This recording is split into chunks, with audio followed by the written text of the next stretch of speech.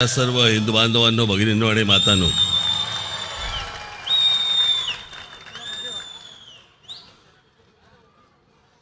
मी आता जवळपास गाडीने दुबईवरून इकडे आलोय. कुठे गेलो होतो तिथून आता मला सतत धाकधूक होती.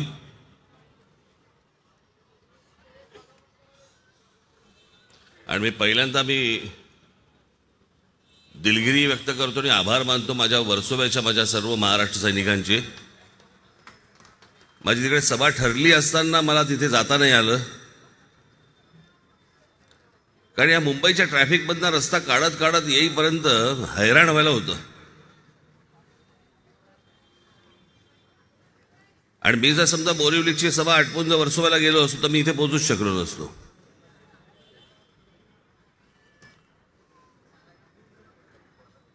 आणि मी भाषण चालू असताना मला मेसेज आला वर्सोव्यातनं मला की आमच्या इकडे आम्ही स्क्रीन लावलेत आणि तुमचं बोरिवलीचं भाषण आम्ही इथे लाईव्ह दाखवतोय. अजून थोडा वेळ बोललात तरी चालेल, कारण हे सगळं इथे दाखवलं जात आहे, इकडे ऐकतायत लोक. आणि म्हणून मग मी इथे वेळेवरती पोचू शकलो. सहसाची मी गोष्ट कधीच करत नाही, ती मला आज इथे सभेला येताना मला करावी लागली. ते म्हणजे सगळे सिग्नल तोडत यावं लागलं.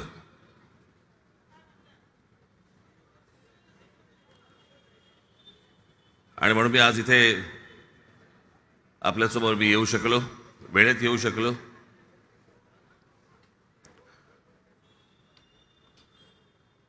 एक तर या सगळ्या निवडणूक आयोगाने हातामध्ये दिलाय मुळात वेळ कमी, 14-15 दिवस दिले, आणि 14-15 दिवसात एवढ्या सगळ्या सभा आटवायच्या कशा? सगळ्या ठिकाणी पोहोचणंच अशक्य आहे. मुंबईतल्या मुंबईत पोहोचता नाही येते, महाराष्ट्रात कुठे पोहोचायचं?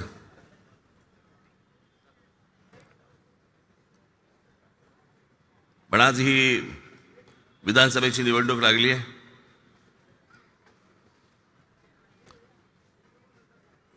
माझा बराच काळ या भागात गेला सामनामुळे. मी आता आतमध्ये जेव्हा येत होतो त्यावेळेला ज्याला आपण फ्लॅशबॅक म्हणतो ना, फ्लॅशबॅक, असे फ्लॅशबॅक मला येत होते.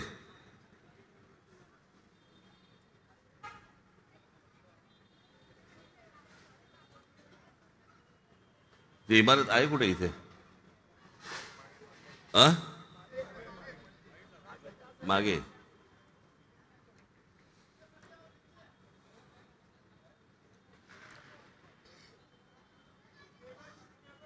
काय योगायोग असेल मला कल्पना नाही या सगळ्या गोष्टींचा.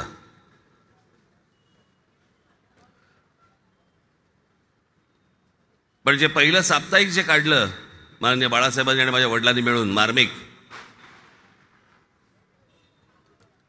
त्याचा प्रेस जिकडे तो छापला जायचा तो देखील इकडे या प्रभादेवी इंडस्ट्रियल इस्टेटमध्ये. ज्या मार्मिकमधनं शिवसेना निर्माण झाली आणि शिवसेना निर्माण झाल्यानंतर त्याच्यातनं सामना निर्माण झाला, तो देखील प्रभादेवीमध्ये झाला.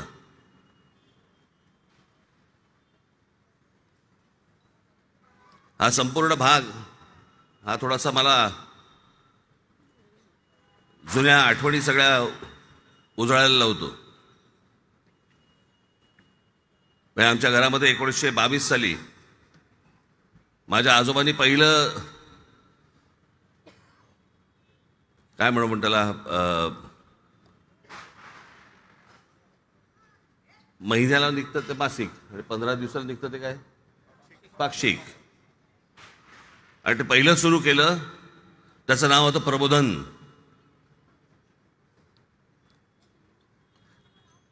केशव सीताराम ठाकरे यांचं प्रबोधन नावाचं पाक्षिक सुरू झालं. आणि मग माझ्या आजोबांना लोक प्रबोधनकार म्हणून ओळखू लागले.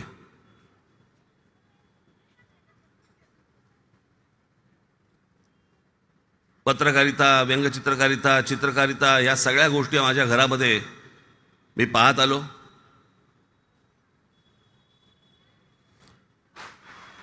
आजोबांनी प्रबोधन नावाचं पाक्षिक सुरू केलं आणि त्याच्यानंतर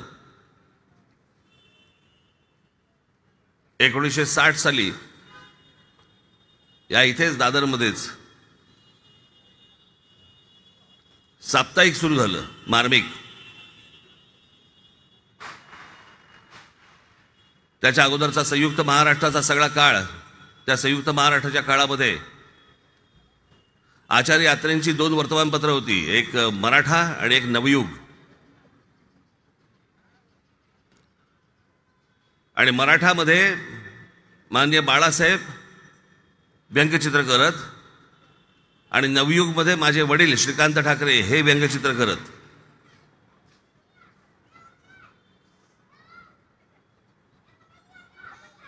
हा सगळा अख्खा इतिहास करत करत मार्मिकची स्थापना झाली, मार्मिक सुरू झाला. आणि मार्मिक सुरू झाल्यानंतर मग त्याच्यातनं एके दिवशी मराठी माणसावरती अन्याय होतोय, म्हणजे त्याच्यामध्ये सदर असायचं, वाचा आणि थंड बसा. याद्या यायच्या त्याच्यामध्ये की मराठी माणसाला कसं डावललं गेलं आणि इतर दाक्षिणात्य कसे येत आहेत आणि बाकीच्या सगळ्या गोष्टी कशा होत आहेत. आणि त्याचं फक्त सदराचं नाव होतं वाचा आणि थंड बसा. आणि मग हळूहळू हळूहळू या गोष्टीला सुरुवात झाली आणि मग सुरू झालं वाचा आणि उठा. आणि मग त्याच्यातनं एके दिवशी माझ्या आजोबांनी माननीय बाळासाहेबांना विचारलं की भाषण ते फिरतोय सगळीकडे, त्याला काय आकार बिकार काही देणारच की नाही. माननीय बाळासाहेबांनी सांगितलं की द्यायची इच्छा आहे, परंतु अजून मला समजत नाही आहे काय ते काय करायचं. नाव काय ठरवलंय म्हणजे अजून डोक्यात काही नाव नाही आहे. मी सांगतो नाव काय द्यायचं. त्याचं नाव द्यायचं शिवसेना.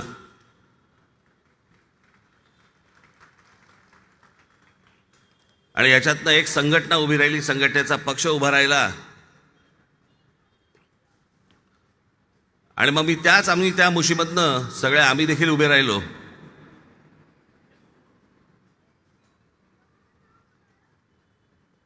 आणि मग मी एक व्यंगचित्रकार म्हणून माझी मार्मिकमध्ये सुरुवात झाली.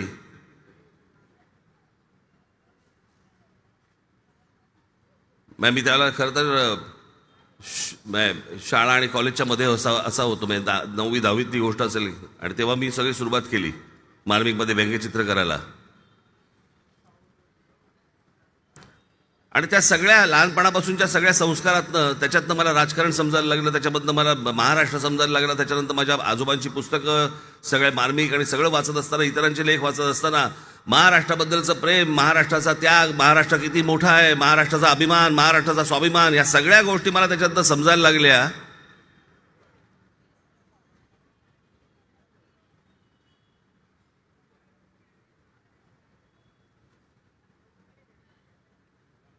आणि मग 1985 साली माननीय बाळासाहेबांनी आणि माझ्या वडिलांनी व्यंगचित्र करायचं बंद केलं. आणि त्याच्यानंतर संपूर्ण व्यंगचित्राची जबाबदारी माझ्यावरती येऊन पडली. 88 साली मला असं वाटतं की साबणा आला. तोपर्यंत मी 2 वर्ष मार्मिक आणि लोकसत्तेमध्ये फ्रीलान्सर म्हणून काम केलं. मार्मिकमध्ये होतोच, लोकसत्तेत फ्रीलान्सर म्हणून काम केलं.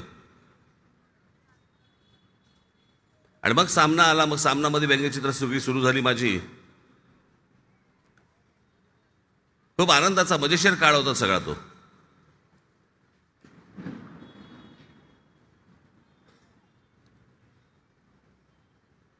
हे सगळं मी आता तुम्हाला सगळं उभं करण्यासाठी, सांगण्यासाठी, एवढ्यासाठीच मला आज माझ्या मनात विचार आला या गोष्टींचा. ह्या सगळ्या गोष्टींची सुरुवात केली माझ्या आजोबांनी, प्रबोधनकार ठाकरेंनी. त्याच्यानंतर मग माननीय बाळासाहेब, माझे वडील श्रीकांत ठाकरे, मग आम्ही सर्व. आणि ज्या दादर माहीम प्रभादेवी मतदारसंघामध्ये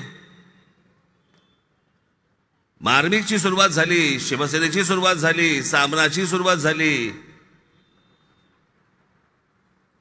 इतक्या लोकांना आजपर्यंत आमदार म्हणून सगळेजण निवडून गेले, निवडून आणले, सगळ्या गोष्टी झाल्या.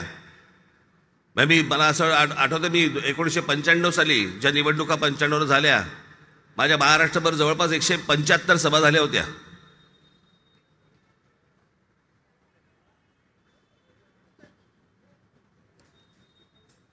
अनेकांसाठी सभा झाल्या होत्या.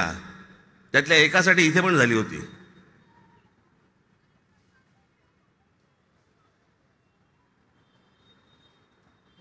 आणि हा सगळा ठाकरेंचा आमचा सगळा प्रवास, या सगळ्या गोष्टींचं जी मूळ भूमी जी आहे ती दादर, प्रभादेवी, माहीम ही सगळी आहे. आणि जे आजपर्यंत कधी घडलं नाही ते आज पहिल्यांदा घडतंय की आमच्या 3 पिढ्या या सगळ्या अख्ख्या या महाराष्ट्रासाठी लिहिण्यात, व्यंगचित्र करण्यात, समजवण्यात, प्रबोधन करण्यात सगळ्यामध्ये गेल्या.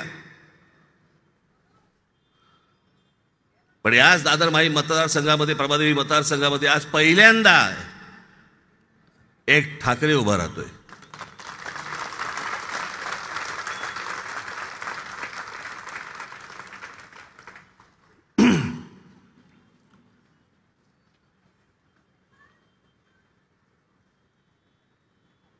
आज अमित साठेची माझी ही एकच सभा आहे. प्रत्येकासाठी मी सभा देतोय, प्रत्येकासाठी.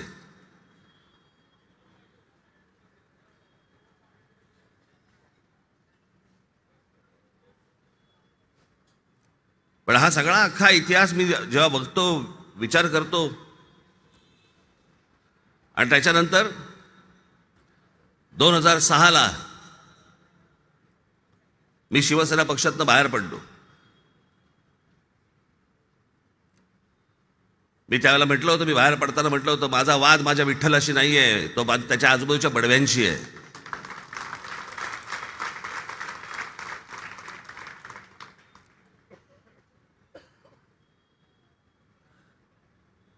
जेवढे अनेक जण जे शिवसेनेतनं बाहेर पडले, मला आठवत आहे आजही की ज्या वेळेला हे सगळी गोष्ट सुरू होती त्यावेळेला माझ्याकडे जवळपास 37-38 आमदार आले होते माझ्याकडे घरी. 7-8 खासदार होते माझ्याकडे घरी आलेले. आणि सगळेजण सांगत होते की आपण निघूया, आपण उठूया आणि आपण जाऊया दुसऱ्या पक्षामध्ये, सत्तेमध्ये जाऊया.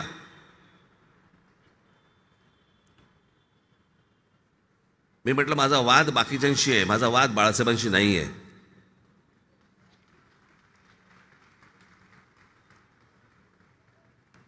अनेक लोक शिवसेना सोडून गेले. मी माननीय बाळासाहेबांना सांगून बाहेर पडलेला माणूस आहे की मला ही गोष्ट पटत नाही, माझी घुसपट होते, मला इथे थांबता येणार नाही. मला तो दिवसही आजही आठवते मला की मी जेव्हा त्यांना सांगितलं, त्यांच्या लक्षात आलं की हा आता नाही थांबणार, त्यावेळेला त्यांनी असे मला हात केले होते, मला शेवटची मिठी मारली आणि मला म्हणाले जा.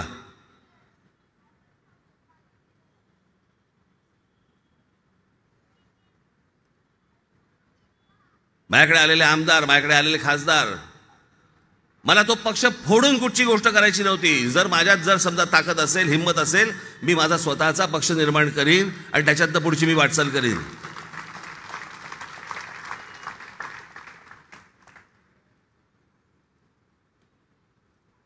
त्याच्यामुळे मी दगा देऊन, धोका देऊन मी बाहेर नाही पडलो.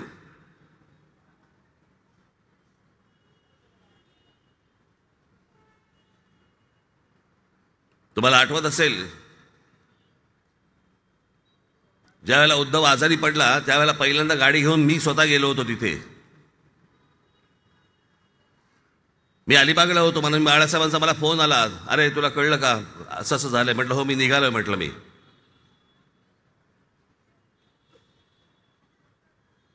मी परिवाराच्या आड कधी राजकारण येऊ दिलं नाही.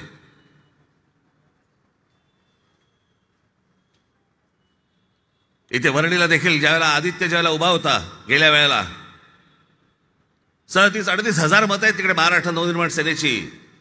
पण म्हटलं आमच्या कुटुंबातला पहिला एक माणूस उभा राहतोय, मी तिथे उमेदवार टाकणार नाही. आणि हे माझ्या मनातनं आलेली गोष्ट होती ती. काय मी कोणाला फोन नाही केला की मी टाकत नाहीये, पुढच्या वेळेला मला सांभाळून घ्या. असल्या फालतू भिका नाही मी मागत.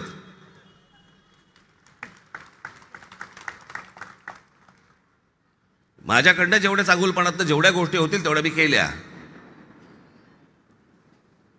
आज अमित उभा राहत असताना देखील मी भिका नाही मागणार.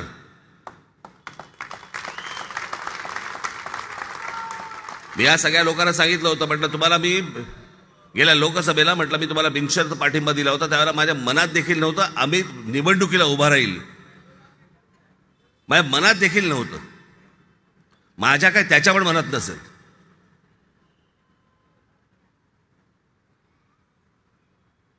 त्याच्यामुळे तो विषयच नव्हता.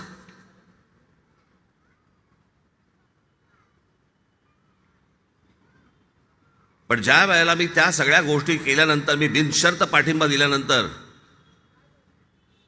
मी त्याला फक्त एवढंच गोष्ट सांगितली, चांगुलपणातनं गुड जेस्चरमधनं चांगल्या पद्धतीने जर समजा होणार असेल तर करा, नाहीतर नका करू. पण आम्ही उभा आहे म्हणून तुम्ही तुमचे उमेदवार मागे घ्या, बिगे घ्या. तुम्हाला वाटत असेल तर तुम्ही करा, नाहीतर नका करू. जे समोर येतील त्यांच्याशी लढू, निवडून नक्की आणणार.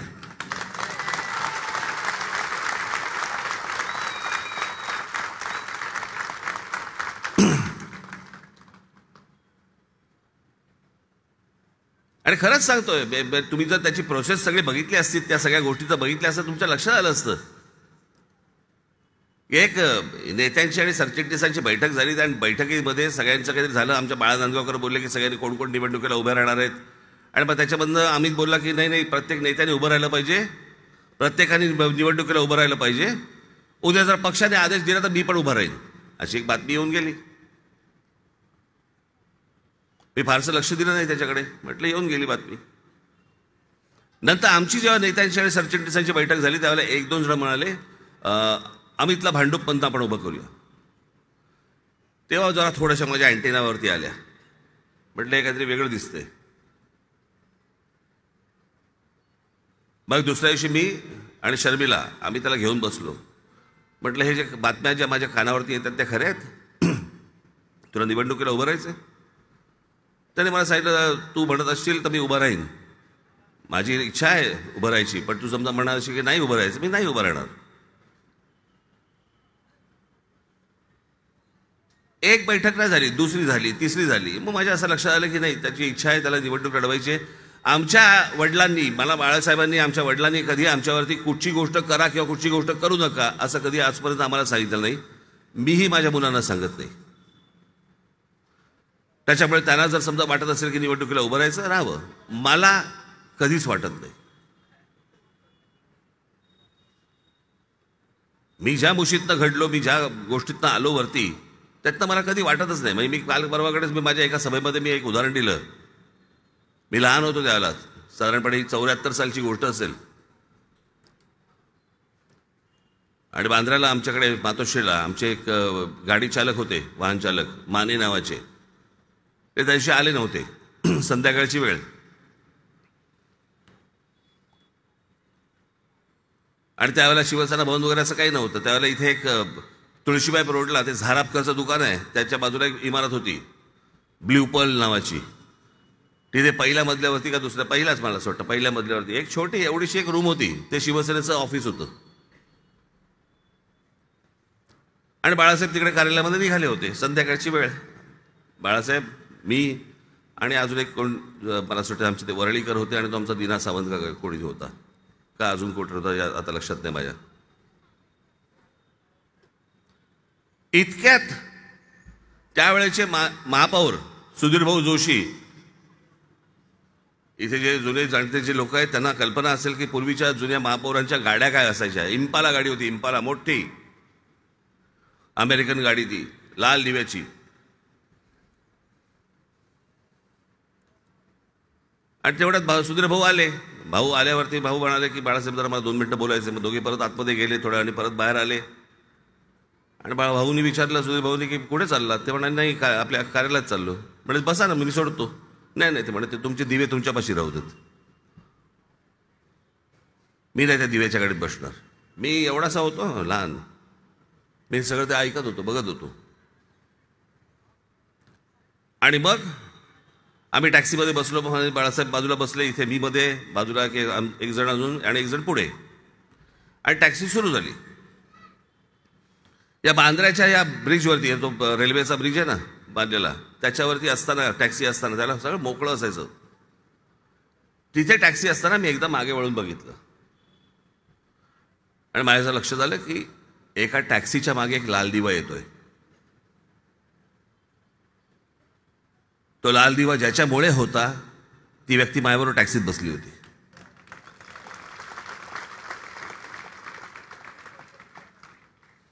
आता मला सांगा, हे चित्र ज्या मुलाने लहानपणी पाहिलं असेल त्याला खुर्चीबद्दलचा सोर्स असेल का? मला जरा सांगा. किंवा अशी काही गोष्ट माझ्या मनाला, त्याच्यामुळे मला नाही कधी वाटलं, पण जर समजा त्याला वाटलं असेल तर वाटू शकतं, मी अडवणार नाही.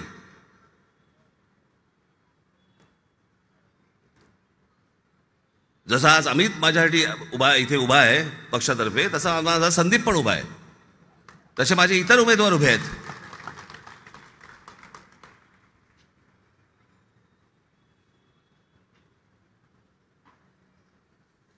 मला आज त्याच्या अमितच्या विरोधामध्ये जी माणसं उभी आहेत, मी आज सगळी अख्खी अंडीबिल्ली बाहेर काढू शकतो सगळ्यांची, पण मला त्या घाणीत हात नाही घालायचंय. माझ्यासाठी म्हणून सगळ्यात महत्वाची गोष्ट माझ्यासाठी महाराष्ट्र आहे, मुंबई आहे, आणि जी मला घडवायची आहे, उभी करायची आहे, जे माझं स्वप्न आहे,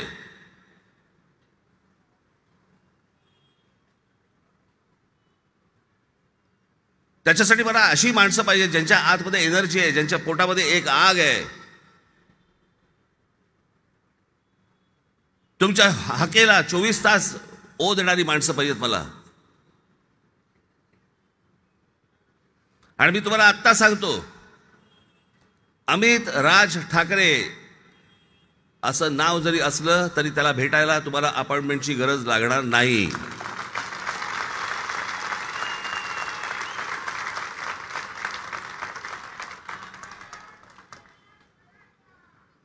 मी त्यालाच नव्हे तर माझ्या उमेदवारांना मी सांगितलेलं आहे की तुमचा एक मोबाईल नंबर हा तुम्ही लोकांना दिलाच पाहिजेत, आणि त्या नंबरवरती तुम्ही नाही तर तुमचा माणूस, कोणतरी माणसं ही तिथे 24 तास अवेलेबल असली पाहिजेत.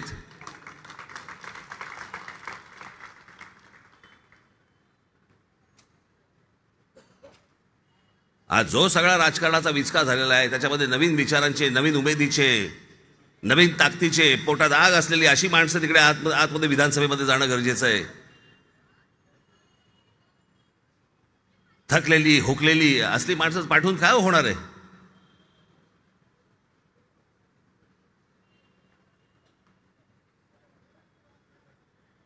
मला आज कल्पना आहे की मी इथे प्रभादेवीमध्ये आलोय, तुमची एक अपेक्षा असेल की मी समोर जे उमेदवार उभे आहेत त्यांच्याबद्दल काही बोलावं. मला नाही वाटत मी काही बोलावं. बोलण्यासारख्या खूप गोष्टी आहेत, खरंच खूप गोष्टी आहेत, पण जो कोणाचाच नाही राहिला त्याच्याबद्दल काय आपण बोलायचं?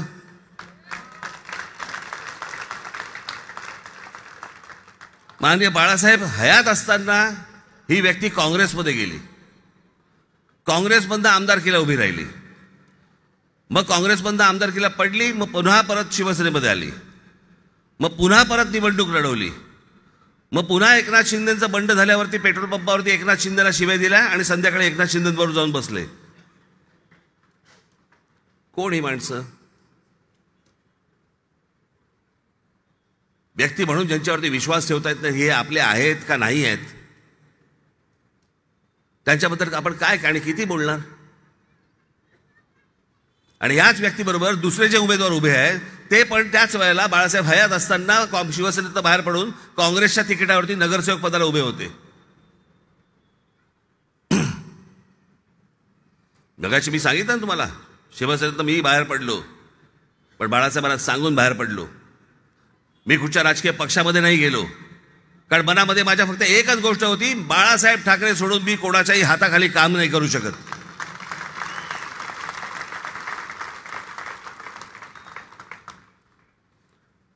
आणि म्हणून आपल्या समोर जो आलोय, माझं महाराष्ट्राबद्दलचं स्वप्न आहे, मला वेगळा घडवायचा आहे. मी ज्यावेळेला पक्ष स्थापना ज्यावेळेला मी केली 2006 साली, त्यावेळेला माझ्या भाषणामध्ये मी सांगितलं होतं की जगाला हेवा वाटावा असा महाराष्ट्र माझ्या हातून घडावा, एवढीच फक्त माझी ईश्वरचरणी प्रार्थना आहे. आणि खरंच मी जे स्वप्न पाहतोय ते काय खुर्चीसाठीचं स्वप्न नाही आहे. मी जे पाहतोय, जे जगात मी पाहिलंय ते मला महाराष्ट्रात आणायचंय. माझ्या तरुणांमध्ये, माझ्या महाराष्ट्रातल्या तरुणींमध्ये कोणती कमतरता आहे? कोणतीच कमतरता नाही आहे. पण नवा विचार देणारी माणसं त्यांच्या आजूबाजूला नाही आहेत, नवं स्वप्न दाखवणारी माणसं त्यांच्या आजूबाजूला नाही आहेत. आणि मला असं वाटतं की ती नवी स्वप्न आणि नव्या आशा घेऊन यापुढचा महाराष्ट्रामधला तरुण आणि तरुणी या पुढे आल्या पाहिजेत.